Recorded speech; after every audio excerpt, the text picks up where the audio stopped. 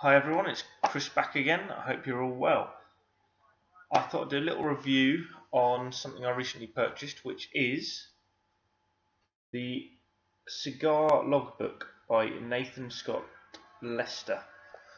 I've been saving all my bands, and I had on my iPhone an app that I could make notes, but I didn't necessarily do it because I'm very much a pen and paper kind of guy. So I had a little look and found this online. It's about £9 delivered, which I didn't think was too bad.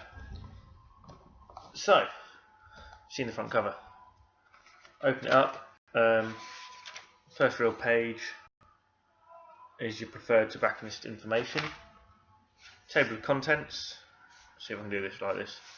A little prose poem about smoking a cigar. You get quite a lot of information on cigars, their sizes, etc., how it's made, that kind of thing, how to buy, and how to fill in the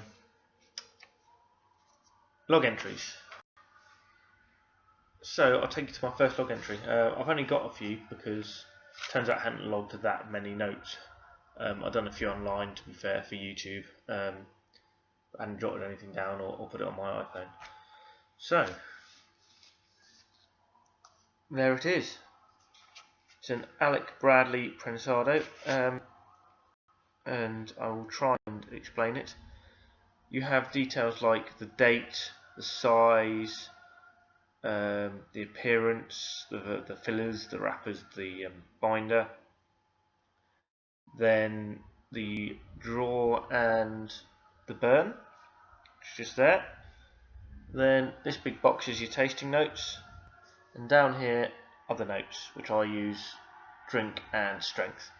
Then finally you've got a rating scale, which is sort of 1 to 10, but I then subdivide it, as you can see, with a line. So this would rate about 68 out of 100. And finally, would you recommend and enjoy it again? And if I flick through, see, this one's blank because I've smoked many but realised I hadn't actually jotted any notes down.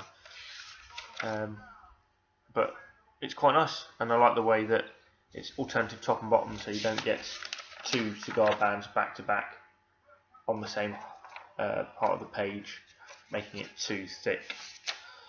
What it also has in the back, which I thought was really good, is, let me just turn to it, you've got space for about 125 cigars. So at the back you can log the cigars, recommend, and whether it's full, medium or light bodied. That gives you the chance to reference quickly to find where your cigar is. Finally, something that I've been desperately after is, at the back, a ring gauge measurer, and I mean, a ruler is a ruler, but that's useful, I think, and it's to hand. So I'll show you the back just so you can see. It's, you know, solid enough. I like it. I recommend it. There are much nicer ones in terms of, you know, solid cardboard, hardbacks, you know, leather bound, all that sort of thing. But unfortunately, funds are funds. That was £9. The nice ones are about 25 upwards.